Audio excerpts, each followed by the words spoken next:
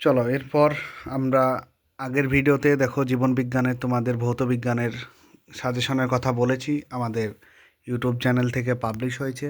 ঠিক আছে, জীবনবিজ্ঞান ভৌতবিজ্ঞানের সাজেশন।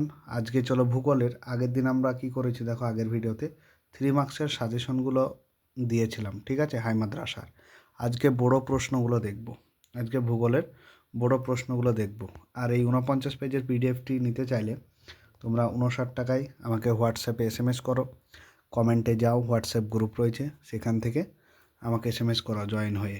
ঠিক আছে, গ্রুপে জয়েন হয়ে যাও। আর পিডিএফটি চলো আমরা দেখি আগের দিনে কি করেছিলাম। এই 3 নম্বরের প্রশ্নগুলো দেখেছিলাম, তোমরা আগের ভিডিওতে দেখতে পারো, প্লেলিস্ট করে দিয়েছি। যে ভূগোল, বাংলা, ইতিহাস, ভূগোল সব প্লেলিস্ট করে দিয়েছি টেস্ট পেপার থেকে, বিশেষ করে হাই মাদ্রাসার। এটা হাই মাদ্রাসার পিডিএফ। আজকে বড় প্রশ্নগুলো দেখব।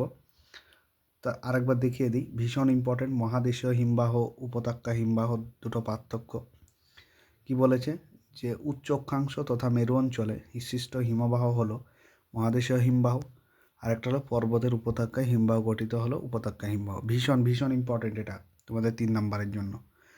তারপর উপত্যকাটা কি, কম গভীরতা, আর মহাদেশীয়টা একটু বেশি গভীর হয়। ঠিক আছে, এটা একটু ছোট হয় উপত্যকাটা, মহাদেশীয়টা একটু আকারে বিশাল হয়। তারপর নদী উপত্যকা, হিমবাহ উপত্যকা ভীষণ ইম্পর্টেন্ট, টেস্ট পেপারে তোমাদের বার বার বার বার দিয়েছে। তোমরা যারা টেস্ট পেপারটি কিনতে পারবে না, স্ক্রিনশট মেরে নাও, আমি স্ক্রিনশট মতো করে দিচ্ছি, নাও স্ক্রিনশট মেরে নেবে অথবা খাতায় লিখে নেবে। আর যারা পিডিএফটি কিনেছো অবশ্যই ভালো, যারা কেনোনি তারা কিনে নাও, পরীক্ষার হাতে আর বেশি দিন সময় নেই। চলো আমরা আজকে বড় প্রশ্ন দেখব বলেছি, 5 নম্বরের দেখো বড় কোয়েশ্চেন। বড় প্রশ্নের সাজেশন হচ্ছে যে বায়ুর ক্ষয়কার্যের ফলে সৃষ্ট ভূমিরূপ 100% আসার সম্ভাবনা প্রবল প্রবল। চোখ বন্ধ করে তোমরা মুখস্থ করে যাও এই কোয়েশ্চেনটা। দেখো আমি করেছি, একটা গৌড়ের দিয়েছি, আর তোমরা পিকচার দেবে, বিশেষ করে পিকচার। দেখো এখানে আমি পিকচারটা দিয়েছি, দেখো গৌড়। পিকচার হলে তোমাদের 5-এ 5 কেউ আটকাতে পারবে না, এবং লেখাটা একটু ঠিকঠাক লিখে আসবে। ঠিক আছে, তাহলে এটা হলো একটা। তারপর দেখো আমি ইয়ারদাং দিয়েছি। ঠিক আছে, ইয়ারদাং আর জুইগ্যান, এখানে দেখো একসাথে ফটোগুলো রয়েছে, দেখেছো। তারপরে দেখো হিমবাহের ক্ষয়কার্যের ফলে, ওরা দুটো লিখতে বলেছিল এই কোয়েশ্চেনটা, যে কোনো দুটো, তাই আমি ইয়ারদাং দিয়েছি আর এই গোরটা দিয়েছি, দুটো করেই লিখতে বলবে। ঠিক আছে, চলো পরে দেখি। হিমবাহের ক্ষয়কার্যের ফলে সৃষ্ট 3টি ভূমিরূপ। দেখো এখানে 3টে দেবে না, হয়তো দুটোই দেবে। তো এই হচ্ছে একটা সাজেশন, তোমরা সাজেশনগুলো টেস্ট পেপারে দাগ দিয়ে নিও। এটাও দেখে নাও, এখানে দিয়েছি করি বা শার্ক, একটা পয়েন্ট দিয়েছি আমি, সেটা দেখে নাও। শার্কের 3টা অংশ, একটা হচ্ছে ঝুলন্ত উপত্যকা দিয়েছি আমি, ঝুলন্ত উপত্যকার ছবিটাও দিয়েছি, দেখে নাও এখানে। ঠিক আছে, তো ছবিটাও তোমাদেরকে আঁকাতে হবে, মোটামুটি রুলে করে আঁকিয়ে দেবে।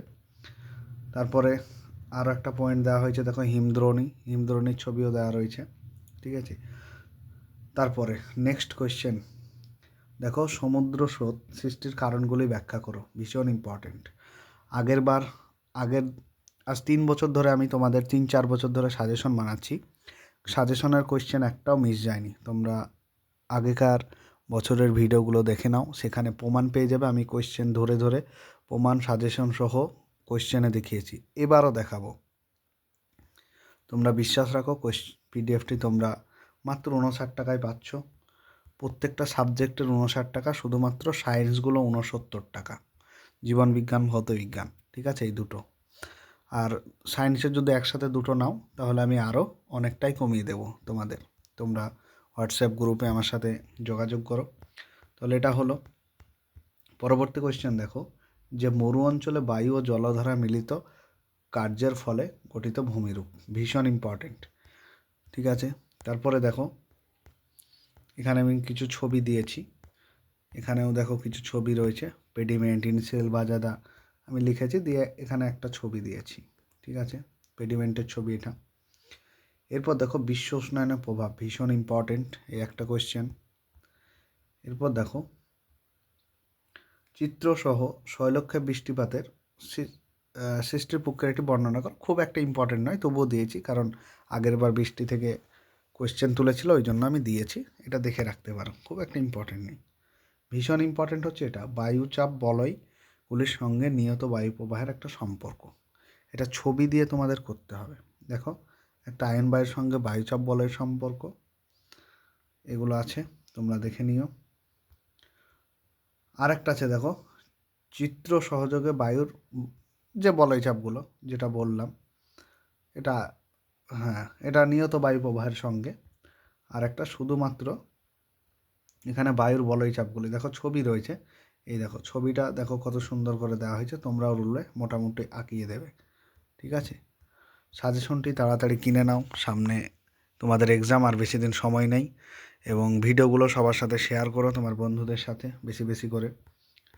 তারপরে এই ভিডিওতে আমি শুধুমাত্র ভূগোল সাজেশনটাই দেখাবো, বড় কোয়েশ্চেনগুলো তোমরা দেখতে থাকো। এরপর দেখো, সমুদ্র স্রোতের প্রভাব।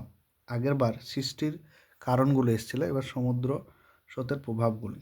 দেখো, একটা পয়েন্ট দিয়েছি মগ্নচড়া, একটা উপকূলের জলবায়ু নিয়ন্ত্রণ, তারপর দেখো বৃষ্টিপাত, ঠিক আছে। তারপর দেখো কুয়াশা, ঝড়ঝঞ্ঝা, জলবায়ুর পরিবর্তন। 5 নম্বরে গুলো, মানে 5 নম্বরের মতো করেছি। তোমাদের টেস্ট পেপারের বারবার আসা প্রশ্ন, নিয়ত বায়ু প্রবাহ কাকে বলে, এর শ্রেণী বিভাগ করো। দেখো, খুব সুন্দর করে দেওয়া হয়েছে আয়ন বায়ু, পশ্চিমা বায়ু, ঠিক আছে। তারপর দেখো মেরু বায়ু। এরপর দেখো জোয়ার ভাটার প্রভাব বা জোয়ার ভাটার সুবিধা অসুবিধা, ভীষণ ইম্পর্টেন্ট, ঠিক আছে। তারপর দেখো আরও কী রয়েছে, বায়ুমণ্ডলে উষ্ণতার তারতম্য, ভীষণ ইম্পর্টেন্ট, ভীষণ। তোমরা এই কোয়েশ্চেনটা একদম মুখস্থ করে যাবে, ঠিক আছে। অক্ষাংশ পয়েন্ট দিয়েছি, উচ্চতা পয়েন্ট দিয়েছি। এরপর দেখো ছবিগুলো আমি দিয়েছি, এটা হচ্ছে অক্ষাংশের, উচ্চতা। তারপর দেখো ভূমির ঢাল, ছবিটা দেখো নিচে রয়েছে ভূমির ঢাল, আর ব্যাখ্যা রয়েছে, একটু ব্যাখ্যাটাও দিয়ে দেবে। পিডিএফটি যারা নাওনি, যারা চ্যানেলে নতুন, অবশ্যই সাবস্ক্রাইব করে পাশে থেকো, আর এগুলো শেয়ার করো সবার সাথে। এরপর দেখো অর্থনৈতিক পরিবেশ, দেখো আলাদা করে আমি হেডিং করে দিয়েছি ভারতের অর্থনৈতিক পরিবেশ। অর্থনৈতিক পরিবেশের মধ্যে গম চাষ ভীষণ ইম্পর্টেন্ট, গম চাষগুলো দেখে নিও। তারপর চা, এই দুটোর মধ্যে একটা আসার সম্ভাবনা প্রবল, ঠিক আছে। এই ভিডিওতে আমি সমস্ত সাজেশনগুলো দিয়ে দিচ্ছি, তোমরা একদম চোখ বন্ধ করে দেখে নাও। কার পাশ আছে, ইম্পর্টেন্ট আছে, 2-3 বার দিয়েছে, তাই আমিও দিয়েছি। তো আমার মনে হচ্ছে, মন বলছে যে গম আর চায়ের মধ্যে, এই চা আর এই গমের মধ্যে দেওয়ার সম্ভাবনা প্রবল, ঠিক আছে। তবুও কার পাশটা দেখে যেও, যেহেতু 3-4 বার দিয়েছে টেস্ট পেপারে। এরপর আর একটা ইম্পর্টেন্ট কোয়েশ্চেন দেখো, জনসংখ্যা বা জনঘনত্ব বন্টনের তারতম্যের 5টি কারণ। কি বলবো, কত বাদ দিয়েছে টেস্ট পেপারে, দেখো 5টি দিয়েছি কারণগুলো। এরপর দেখো আরও দুটো ইম্পর্টেন্ট কোয়েশ্চেন, যে পূর্ব পশ্চিম উপকূলের সমভূমির পার্থক্য, ভীষণ ইম্পর্টেন্ট। একটা হচ্ছে এটা উপদ্বীপীয় ভারতের কোথায় কোথায় রয়েছে সেটা দেবে, পশ্চিম উপকূল কোন কোন এরিয়াগুলি রয়েছে, তারপর কত কিমি চওড়া সেটা দেবে, তারপর কোন দিকে ঢালু সেটা দেবে, তারপর দেখো তোমার কোনটা বেশি সঞ্চয় হয় বা ক্ষয় হয় সেটি দেবে, ঠিক আছে, এইভাবে দেবে। তারপর দেখো পশ্চিম ভারতের পেট্রোরসায়ন শিল্পের কেন্দ্রীভবনের কারণ। আচ্ছা, সাজেশনগুলো আমি দেখিয়ে দিচ্ছি, তাহলে তোমাদের ভিডিওটি বেশি লং হবে না। তারপর চলো, পূর্বঘাট পশ্চিমঘাট, তোমরা যারা কিনবে না তারা অবশ্যই দেখে নাও, ভীষণ ইম্পর্টেন্ট। উত্তর দক্ষিণ ভারতের নদীর পার্থক্য, তুলনা, বৈশিষ্ট্য, যা বলবে তোমরা কিন্তু একটা কোয়েশ্চেন লিখে দেবে। তারপর দেখো ভীষণ ভীষণ ইম্পর্টেন্ট, প্রস্থ বরাবর হিমালয়ের শ্রেণী বিভাগ। তারপর চলো বড় কোয়েশ্চেন আর কি রয়েছে, দৈর্ঘ্য বরাবর, দুটোর মধ্যে একটা ইম্পর্টেন্ট আছে, বলবে তোমাকে দৈর্ঘ্য বরাবর হিমালয়ের শ্রেণীবিভাগ করতে, দিয়ে বলবে পশ্চিম হিমালয় পূর্ব হিমালয় ভূপ্রকৃতির সংক্ষিপ্ত বিবরণ দাও, অথবা বলবে যে কোনো দুটি ভাগের সংক্ষিপ্ত বিবরণ দাও, অথবা বলতে পারে যে কোনো একটি, দুটির জায়গায়। ভালোভাবে শুনে নেবে, ঠিক আছে। আর যারা জীবনবিজ্ঞান ভৌত বিজ্ঞান সাজেশন নাওনি, তাড়াতাড়ি নিয়ে নাও। আমার সাথে কমেন্টে হোয়াটসঅ্যাপ গ্রুপ রয়েছে, সেখান থেকে এসে যুক্ত হয়ে যাও। চলো পরবর্তী কোয়েশ্চেন দেখি। কার্পাস অঞ্চলে বয়ন শিল্পের কেন্দ্রীয় ভবনের কারণ। ঠিক আছে, এইভাবে তো এই কটাই দেখলে মোটামুটি সব কমন পেয়ে যাবে, আর কিছু করতে হবে না। তোমরা পিডিএফটি তাড়াতাড়ি নিয়ে নাও, 49 পেজের, মাত্র 59 টাকা দাম। আর বিজ্ঞানেরও তোমরা নিয়ে নিও। বেশ, আজকে ভিডিওটি এই পর্যন্তই থাকছে।